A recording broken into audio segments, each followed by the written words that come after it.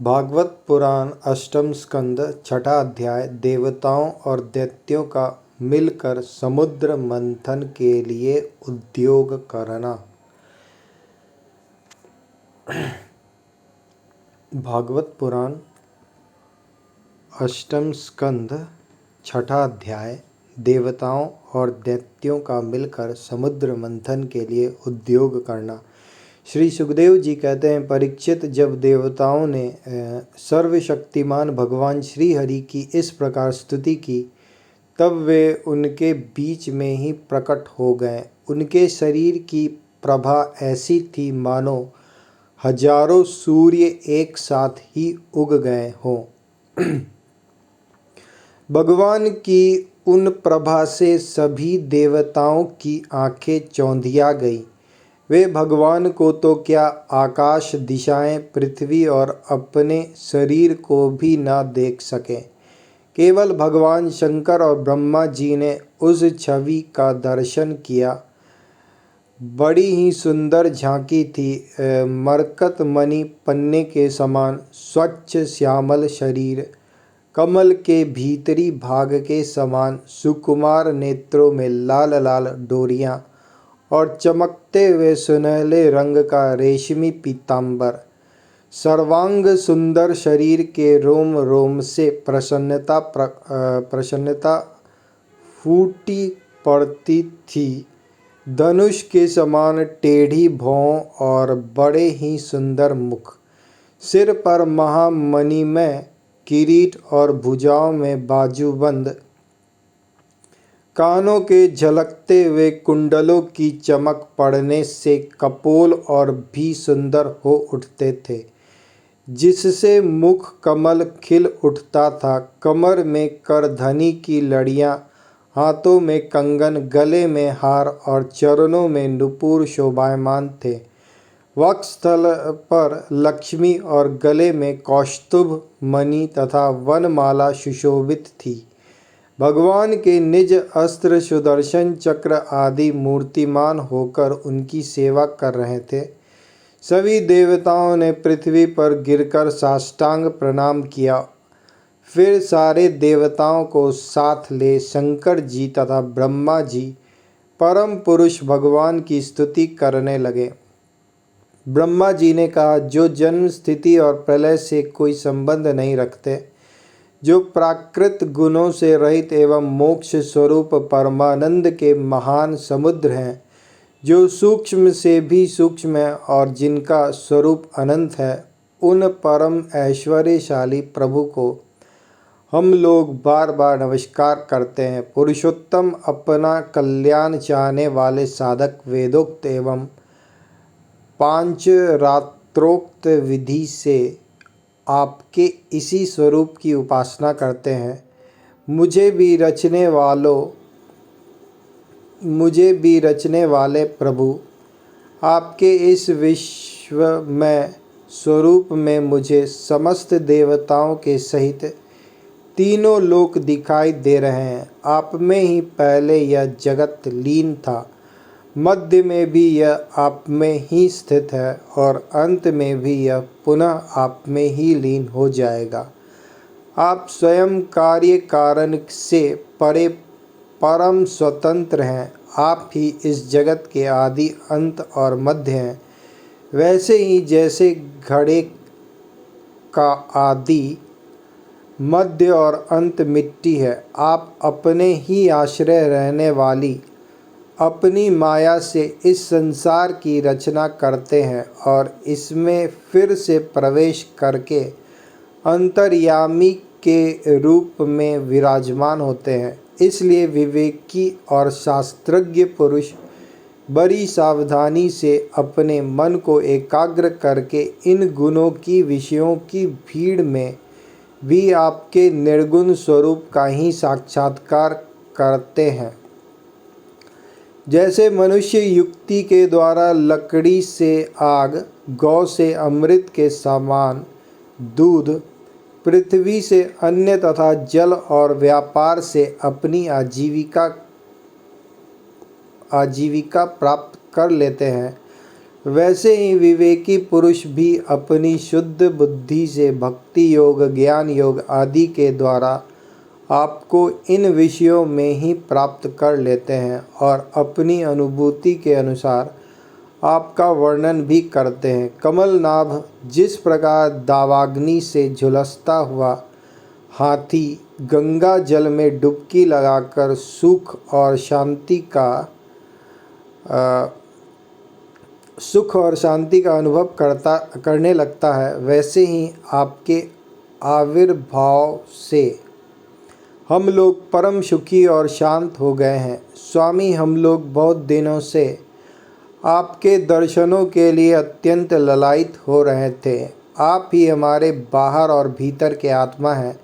हम सब लोकपाल जिस उद्देश्य आपके चरणों की शरण में आए हैं, उसे आप कृपा करके पूर्ण कीजिए। आप सबके साक्षी हैं, अतः इस विषय में हम लोग आपसे और क्या निवेदन करें। प्रभु, मैं शंकर जी, अन्य देवता, ऋषि और दक्ष आदि प्रजापति सब के सब अग्नि से अलग हुई चिंगारी की तरह आपके ही अंश हैं और अपने को आपसे अलग मानते हैं। ऐसी स्थिति में प्रभु, हम लोग समझ ही क्या सकते हैं। ब्राह्मण और देवताओं के कल्याण के लिए जो कुछ करना आवश्यक हो, उसका आदेश आप ही दीजिए और आप वैसा स्वयं कर भी लीजिए। श्री सुखदेव जी कहते हैं, ब्रह्मा आदि देवताओं ने इस प्रकार स्तुति करके अपनी सारी इंद्रियां रोक ली और सब बड़ी सावधानी के साथ हाथ जोड़कर खड़े हो गए। उनकी स्तुति सुनकर और उसी प्रकार उनके हृदय की बात जानकर भगवान मेघ के समान गंभीर वाणी से बोले, परीक्षित, समस्त देवताओं के तथा जगत के एकमात्र स्वामी भगवान अकेले ही उनका सब कार्य करने में समर्थ थे। फिर भी समुद्र मंथन आदि लीलाओं के द्वारा विहार करने की इच्छा से वे देवताओं को संबोधित करके इस प्रकार कहने लगे। श्री भगवान ने कहा, ब्रह्मा, शंकर और देवताओं, तुम लोग सावधान होकर मेरी सलाह सुनो। तुम्हारे कल्याण का यही उपाय है। इस समय असुरों पर काल की कृपा है, इसलिए जब तक तुम्हारे अभ्युदय और उन्नति का समय नहीं आता, तब तक तुम दैत्य और दानवों के पास जाकर उनसे संधि कर लो। देवताओं कोई बड़ा कार्य करना हो तो शत्रुओं से भी मेल मिलाप कर लेना चाहिए। यह बात अवश्य है कि काम बन जाने पर उनके साथ सांप और चूहे वाला बर्ताव कर सकते हैं। किसी मदारी की पिटोरी में सांप तो पहले से था ही, संयोगवश उसमें एक चूहा भी जा घुसा। चूहे के भयभीत होने पर सांप ने उसे प्रेम से समझाया कि तुम पिटारी में छेद कर दो, फिर हम दोनों भाग निकलेंगे। पहले तो सांप की इस बात पर चूहे को विश्वास न हुआ, परंतु पीछे उसने पिटारी में छेद कर दिया। इस प्रकार काम बन जाने पर सांप चूहे को निगल गया और पिटारी से निकल भागा।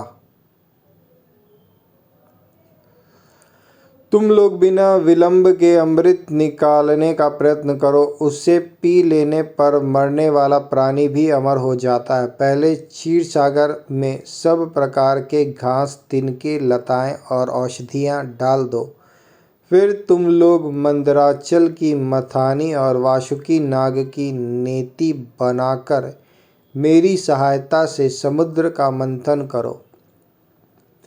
अब आलस्य और प्रमाद का समय नहीं है। देवताओं, विश्वास रखो, दैत्यों को तो मिलेगा केवल श्रम और क्लेश, परंतु फल मिलेगा तुम्ही लोगों को। देवताओं, असुर लोग तुमसे जो जो चाहें सब स्वीकार कर लो। शांति से सब काम बन जाते हैं।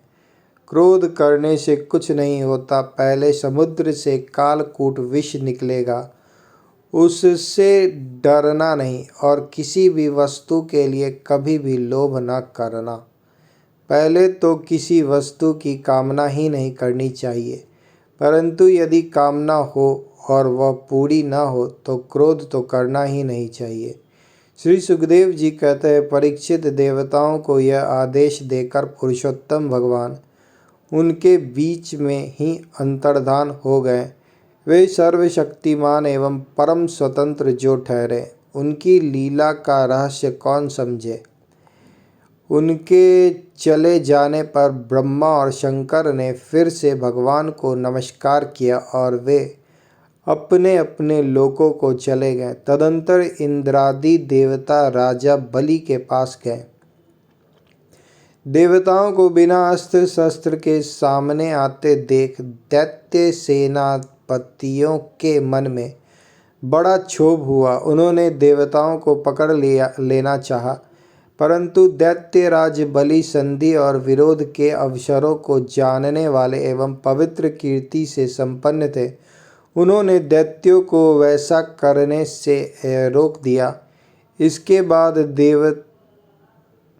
बाद देवता लोग बलि के पास पहुँचे। बलि ने तीनों लोकों को जीत लिया था। वे समस्त संपत्तियों से सेवित एवं असुर सेनापतियों से सुरक्षित होकर अपने राज सिंहासन पर बैठे हुए थे। बुद्धिमान इंद्र ने बड़ी मधुर वाणी से समझाते हुए राजा बलि से वे सब बातें कही जिनकी शिक्षा स्वयं भगवान ने उन्हें दी थी। वह बात दैत्यराज बलि को जच गई। वहाँ बैठे हुए दूसरे सेनापति शंबर, अरिष्टनेमी और त्रिपुर निवासी असुरों को भी यह बात बहुत अच्छी लगी। तब देवता और असुरों ने आपस में संधि समझौता करके मित्रता कर ली और परीक्षित वे सब मिलकर अमृत मंथन के लिए पूर्ण उद्योग करने लगे। इसके बाद उन्होंने अपनी शक्ति से मंदराचल को उखाड़ लिया और ललकारते तथा गरजते हुए उसे समुद्र तट की ओर ले चले। उनकी भुजाएं परीघ के समान थी, शरीर में शक्ति थी और अपने अपने बल का घमंड तो था ही, परंतु एक तो वह मंदर पर्वत ही बहुत भारी था और दूसरे उसे ले जाना भी बहुत दूर था। इससे इंद्र, बलि आदि सब के सब हार गए। जब ये किसी प्रकार भी मंदराचल को आगे न ले जा सके, तब विवश होकर उन्होंने उसे रास्ते में ही पटक दिया। वह सोने का पर्वत मंदराचल बड़ा भारी था। गिरते समय उसने बहुत से देवता और दानवों को चकनाचूर कर डाला। उन देवता और असुरों के हाथ, कमर और कंधे टूट ही गए थे। मन भी टूट गया। उनका उत्साह भंग हुआ।